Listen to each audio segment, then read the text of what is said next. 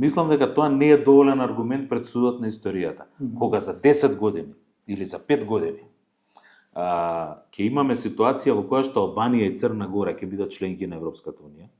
Значи зборуваме за држави кои што биле многу зад нас во процесот. Албанија, ние сме воделе скрининг заедно со нив и сме биле во представувањето на нашите реформи многу пред нив.